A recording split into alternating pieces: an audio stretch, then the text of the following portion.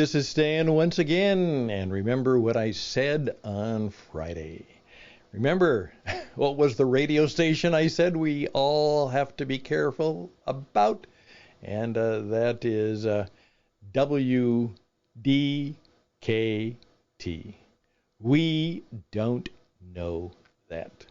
WDKT. We don't know that, and that was the reflection just after the indictment of Donald Trump. And I said, wait 72 hours. See what develops, see what we learn, what we still don't know, and what we do know, and then perhaps we can have a more balanced judgment on it. Well, it's turned out that's true, and a number of things have come up in the last 72 hours that for some people kind of enhances what they think is the wrongdoing. And there are a good many people who've been able to show that the thing is very, very flawed, that it's perhaps unconstitutional, and that it will not be as they think it will be, that where Donald Trump will be convicted of something and then go to jail. And obviously perhaps have his presidential chances either distracted, maybe ruptured, or even derailed. That's probably not going to happen, but we don't know what will happen. Hey, but today I would like to give you a couple of ideas of why that might be the case, that he will be okay. And just let it go at that, because I don't know. And neither do all the people who claim that they know. And then today I would like to challenge you on your IQ, but not your intelligence quotient. That's not the issue. But I would like to talk to you a little bit about what Interesting Ideas is all about, with ideas that have impact. And so I'm going to be asking you to think about your impact quotient. Your impact quotient. Well, that's what the program is going to be on this Monday evening, flowing well into the beginning of the week. Kind of short, but hopefully something that will get you thinking about a bigger life for you as you do this week. I'm Stan Houston. The program is Interesting Ideas, and it begins right now.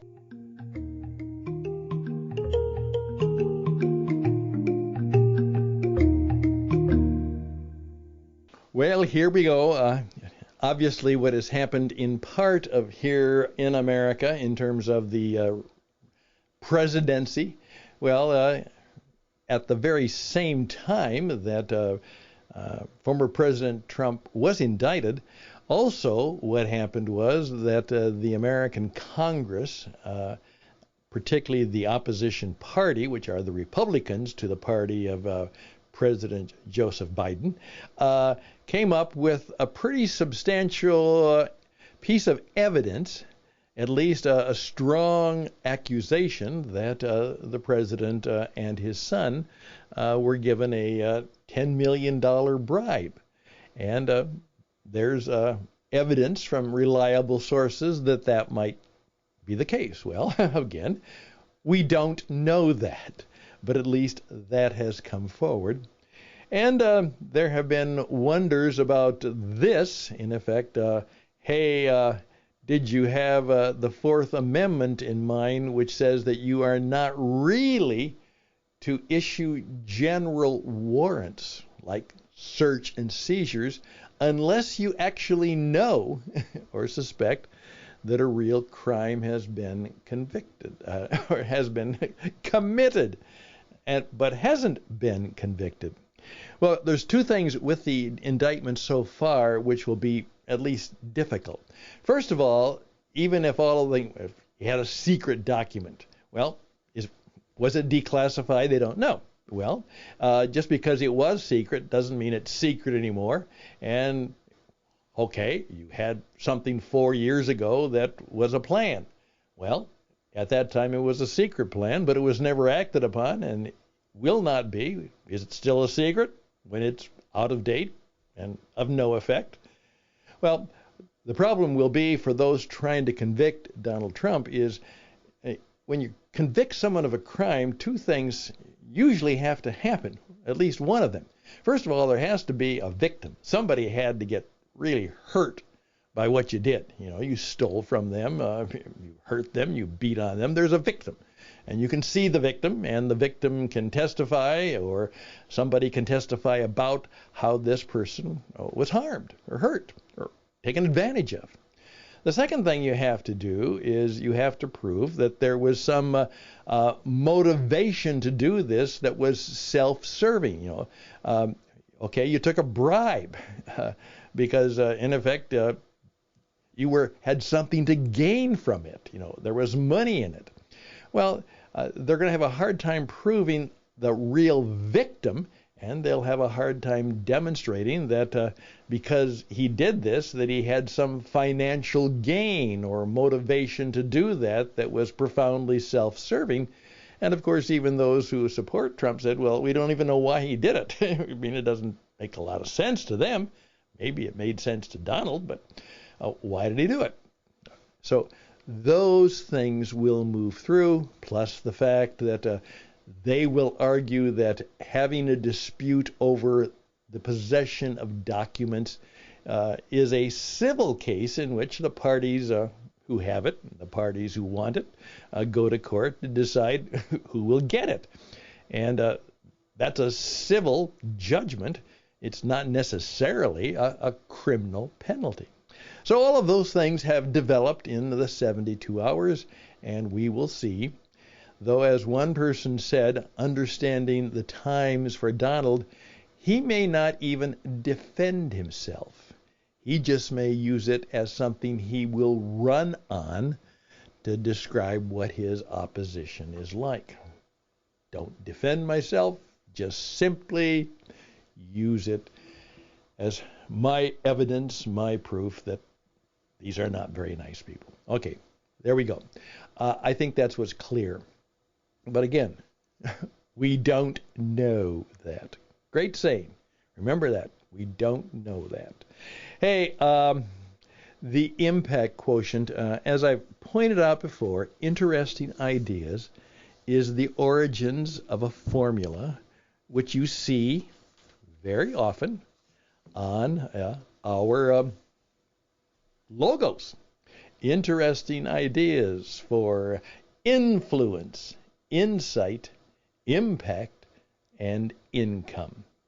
And then we have a whole bunch of different ideas. Now, this is just stuff that might be helpful to you because you are in the business, if you are in leadership, of coming up with good ideas.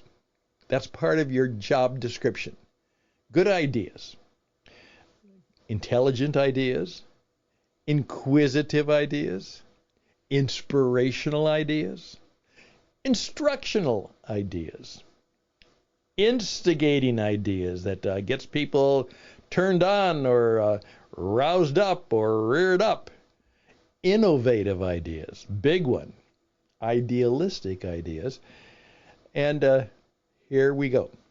I would ask you to think about what in your life right now, you're doing your work, and that work is fulfilling a service or producing and selling a product, primarily, okay, a product, some goods, something people can possess, have, take home, use, or a service. You know, okay, the gentleman came up to our apartment and he's going to fix the hole in the drywall. So he's going to provide a service because I don't know how to do that. And because I don't know how to do that, it won't be able to get done. And so the people who run the apartment, they will hire this young man, very nice young man, and he knows how to do that. And so that's what will happen.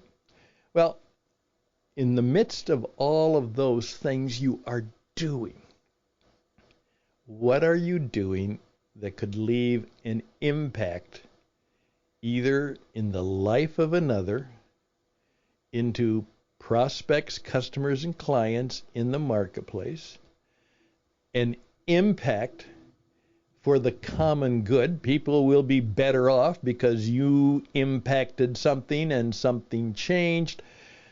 What is your impact quotient, and what are you trying to do right now in your work and in your life that will raise your impact quotient?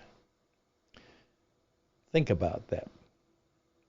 I'm Stan Houston. Interesting ideas for a Monday evening, and we'll try and make it a little more applicable and appropriate, and another little thought that might be helpful. Interesting ideas with Stan Houston. We love to hear from you, and we're going to again encourage you to be on the radio and join us. StanHouston@gmail.com. StanHouston@gmail.com.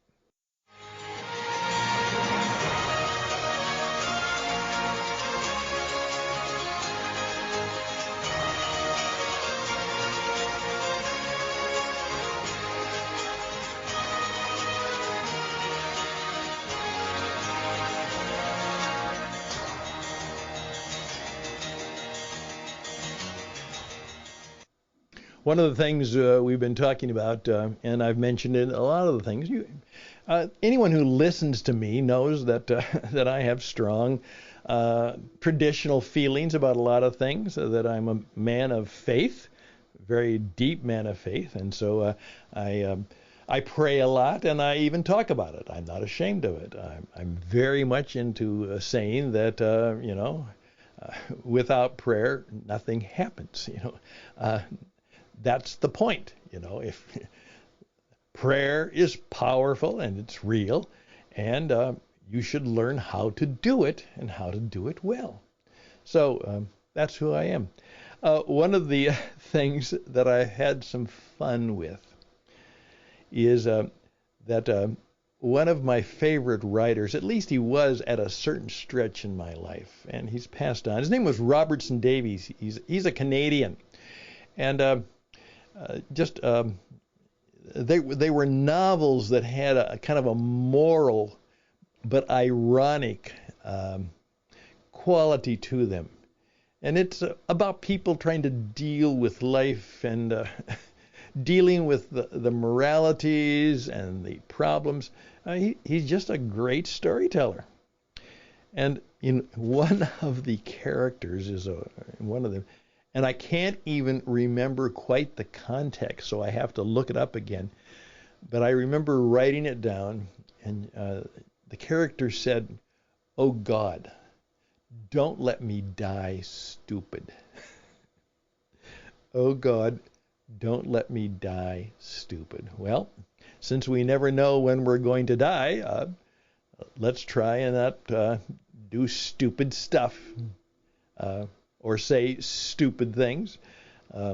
Let's see if we have a real affinity for the kind of wisdom, insight, and truth that will lower our stupid quotient.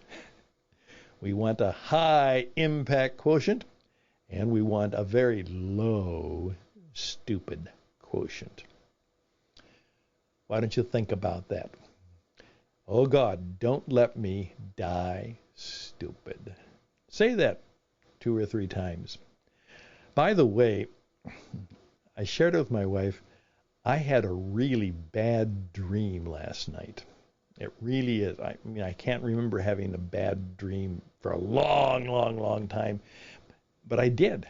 And it was really scary, even though it wasn't a scary horror thing. I'm going to talk about that this week because I'm wondering where this bad dream came from. And I think on Wednesday I'm going to tell you about my really bad dream. Maybe you can help me interpret it, all right? Because the interpretation of dreams is an interesting idea. Hey, that's it. StanHouston@gmail.com. StanHouston@gmail.com. Live well. Don't do stupid stuff. And remember, that's the deal. We don't know that. Always live in a deeper state of humility and try and live that way. Yeah, I know a lot, and hopefully I'm smart enough to know that most of the stuff I don't know. And I try and keep that in balance. And we don't know that. WDKT. Best and blessings for you this week.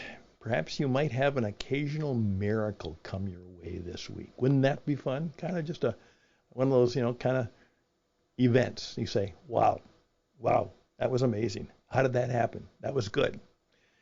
Maybe kind of a marvelous miracle will come to you from this Monday on. Bye for now.